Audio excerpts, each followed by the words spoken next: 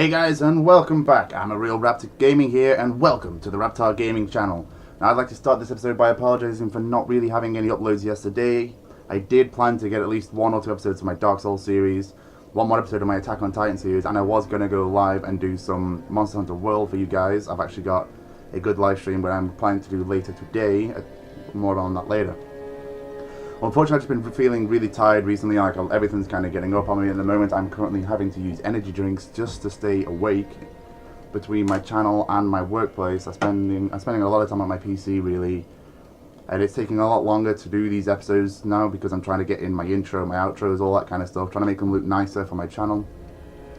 So guys, leaving a like and subscribing to my channel really helps. It's so good. My subscriber count has been going up recently and I'm loving it. And thank you guys so much.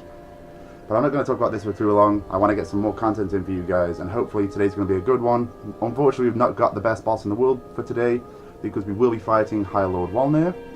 But I don't find him to be the worst boss ever. I actually quite like him. His design is really cool, and he's one of them bosses that he's super easy to kill, so it's not a lot of pressure for me. Like when I get to this point of the game, I'm just like, oh yeah, it's just a Wolnir kill. Like the area we're going to be playing before we fight him is actually going to be a lot harder than him himself. There are some enemies that are very scary, so I might die a couple of times this episode, and I have been known to die on Wolnir before because I just take too long during the fight and he spawns skeletons, and that's where it gets super scary. So if you don't get a nice quick kill with Wolnir, he can be quite scary.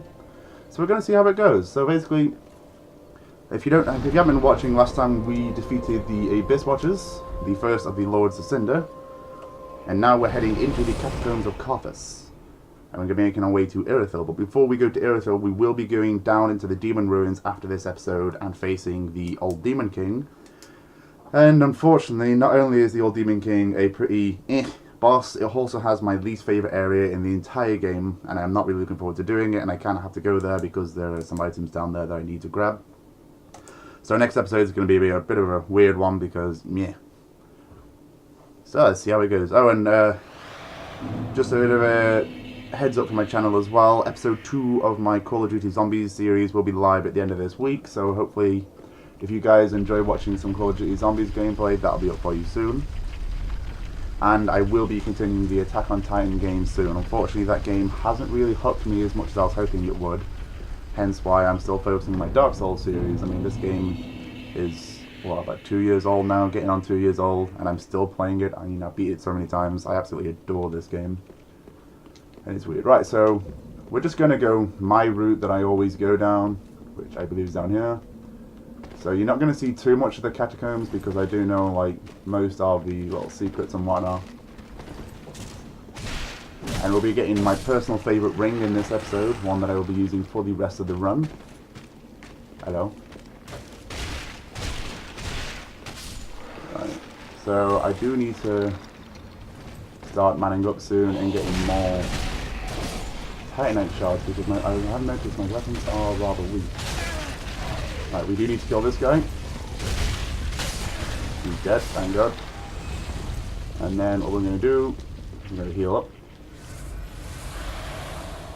I'm going to wait for that ball of bones to come down and grant us the item that we desire. Oh, speak of the devil. So for those of you that don't know, killing that skeleton with the weird hat on there does cause that to crash, and that's how you get that undead bone shard. And as you know, bone shards in this game are super important.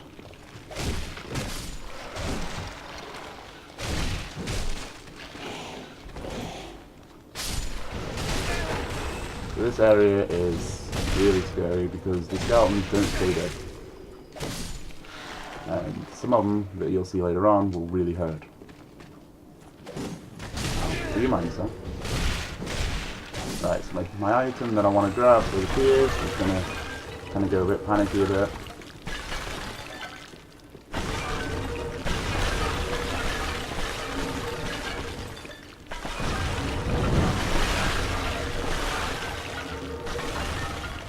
It is an awkward moment when you forget where it is. Alright, so that.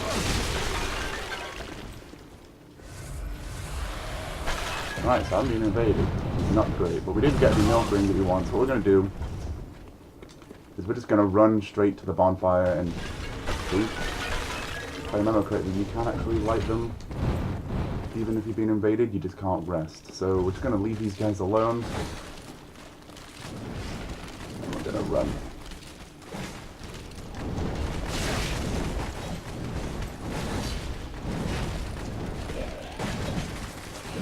Whew.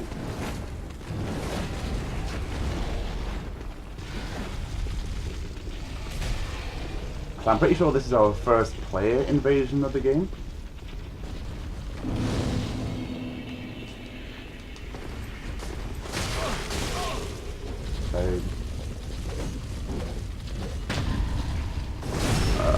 This is how this is gonna go. Well, at least he's gonna kill us right next to the bonfire. I do love Dark Souls, but I will admit I've never been great at the PvP side of it. In fact, I actively try to stay away from it.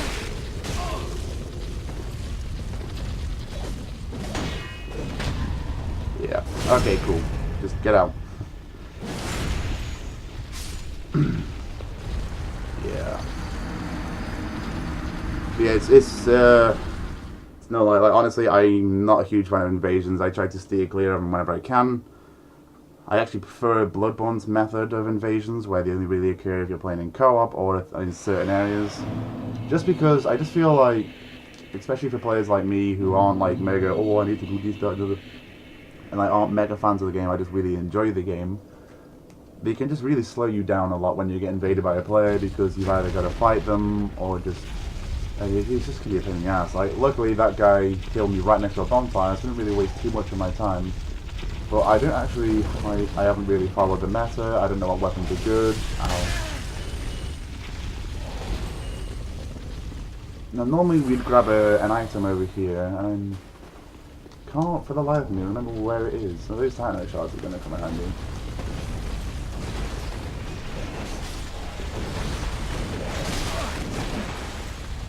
We're going to kill out.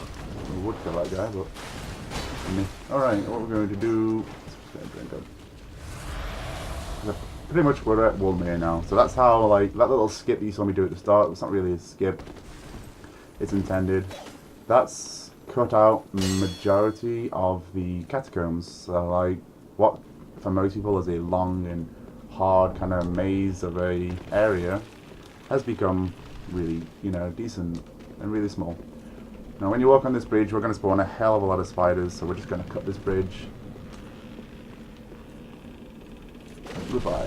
Just so we don't get mauled by a million spiders. Skeletons. So yeah. And then we're going to go straight in and we're going to fight Wolnir. We should be alright. Like, I can't... Yeah. You can go one of two ways. The fight could go super easy, or I could, like, absolutely get destroyed by this guy. Fingers crossed for the first one. No, I don't want that on. What we're going to do really quickly as well, we're going to put on our new ring. Because it does actually increase our dexterity. But that's not the reason I use it. I just really like, I don't know, I've used it ever since I first started playing this game. I found it my first ever run, and I've just been using it ever since. So one of the more cool cutscenes, it's just a shame that the boss that comes after it is a little bit easy. But I promise you guys, once High Lord Wolnir and the old Demon King got out of the way, pretty much every other boss and area for the game is going to be really good. The only one that's going to really be a bit of a bad boss for me personally is going to be the Grave Lord. I can't remember the words out now.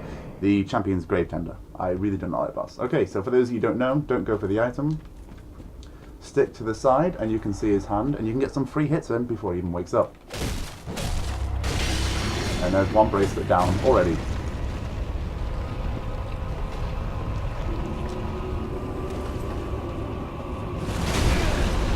Okay. Again, problem with Dark Souls and big bosses is the camera. So, you be careful with this guy, you can't go too far down.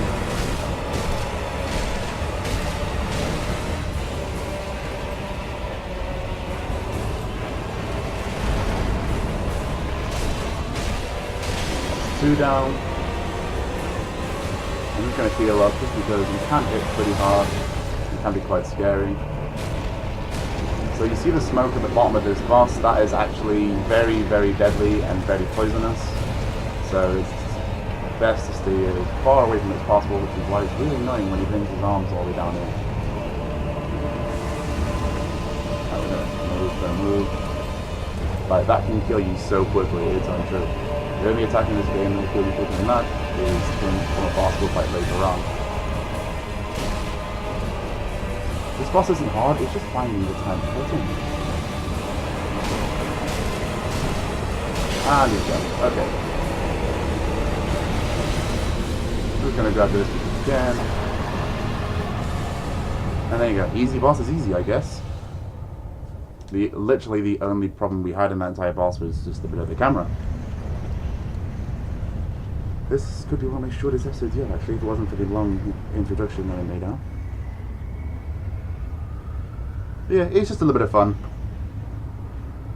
It's a roadmap, because basically what's weird is, like, you come from what is considered the first hard area of the game, which is like Fair and Keep, which ends with the Abyss Watchers, obviously, which is one of the first hard bosses of the game. And then you come here and you kill this guy, and it's like, okay. And then the next area, which is Irithel, you'll see is really, really something else.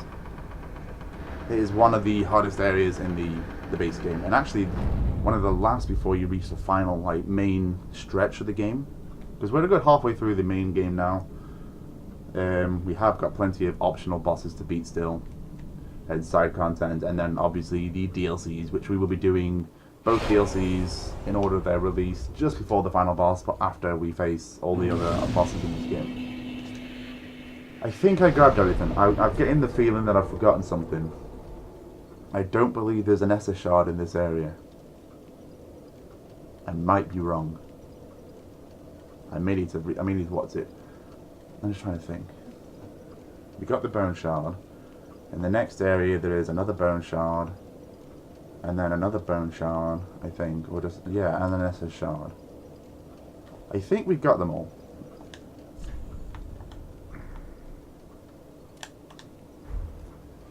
I may have missed an Esser shard. I can't remember for the life of me if there was an Esser shard in this area.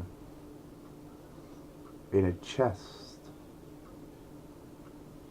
Well, if we missed one, I'm gonna go back and try and remember where all the Esser shards are, and if we did, we'll just come back and grab it at a later episode, or in the next episode. Actually, I might do that. I might just quickly research it just in case I have in fact missed a shard. All right, so just use these souls.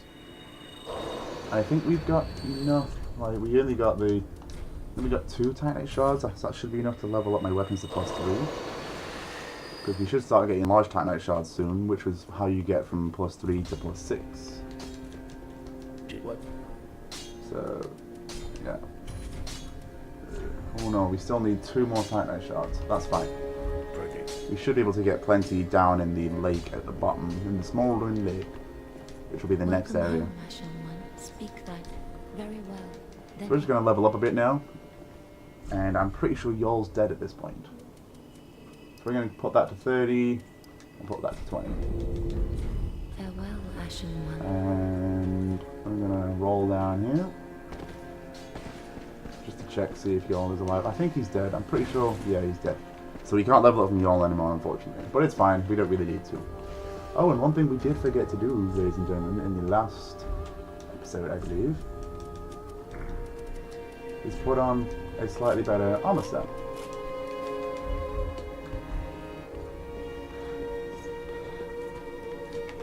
And I really like the Fallen Knight.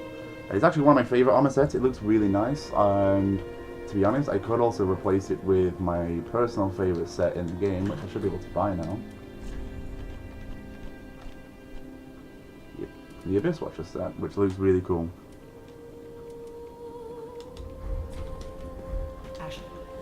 But it's just, at this point in the game, we don't really want to be wasting souls on what is essentially in this game cosmetics. And this one's pretty decent. I like it. So yeah, that's today's episode, guys. I hope you enjoyed. If you did, please leave a like, comment, and subscribe. It means so much. Like I said, I'm so happy every time I check to see that I'm getting the views, I'm getting the likes, the subscribers. It is such a good thing to see. And it makes me kind of want to come back and keep doing episodes and keep going for the grind. And hopefully we'll get more and more as we go along.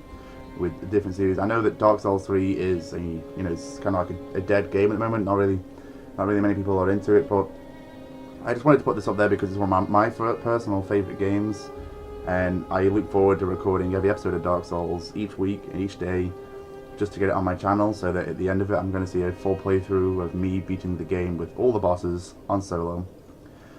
And I feel like the difficulty reputation of this game is actually what's hurting it the most, because I've tried my damnedest to basically push this game to all my friends just because of how much I enjoy it, and most of them react with the same thing: oh, it's too hard, I don't really want to spend money on a game that I'm not going to enjoy or get to beat. And that's understandable. You know, it was a risk for me in the first place when I bought this game. I bought this game and Doom 2016 at the same time, and I bought them through the Xbox Marketplace, so they cost me full price pretty much for both of them. And I stuck Dark Souls 3 in, and after like the first boss I was kind of like, I don't think this is for me. And then when I went to play Doom instead, I was like, oh, maybe this will redeem my purchase. And I didn't really like Doom either. And I was just like, damn, I'm £100 out of pocket, and I've not really enjoyed any of the two games that I bought. But I did eventually come back and replay Dark Souls 3 again, and started to get a bit better at it, started to understand the way it works, and started to enjoy it a lot more. And now, for like, I have put in well over 200 hours into this game on 2 separate systems, because obviously I'm playing the PS4 at the moment, because I had a bit of a falling out with my Xbox. We'll get into that another time. But like, this game is amazing, I love it, and we're going to burn the bonus shot before I forget, because I always forget to do that. But like, I just really like this game, and my first full playthrough of this game was actually done cooperatively with a friend of mine. I know a lot of people won't agree with that because, oh, you got to get the true Dark Souls experience, but it allowed me to get the full experience because I got to play the full game. I got to enjoy it with a friend, and back then I was looking for some multiplayer games I could play, and this one scratched that itch. And then after that I went on to play it by myself, and here I am now. I really like it. So yeah, I will be doing other games like in the future. I know, like I say, Dark Souls 3 is not for everybody, and it's not the most popular game at the moment since it's 2 years old now. But we are going to get more games on my channel, and once this series is ended, I can then focus on other series as well. Like I say, we've also got Black Ops 3 on my channel, which again is pretty old, but I really enjoyed that game as well. We've got Monster Hunter World, which I'm mainly live streaming nowadays because I don't know the game, so I don't know what is going to be good content for you guys. So I will be live streaming that whenever I decide to play it. And Attack on Titan 2, which I'm hoping to God lives up to what my expectations. I know I'm still really early into that game, and we'll see how that goes. So anyway guys, if you enjoyed it, thanks for watching the video, and like I said, I look forward to seeing you guys in my next video and my next live stream. Stay tuned, remember to turn on notifications if you want to see me live, and I'll see you all later on. Thanks for watching.